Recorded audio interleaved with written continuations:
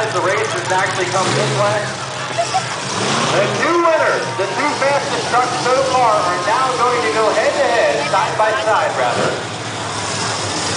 Giving race 2 out of Saginaw again.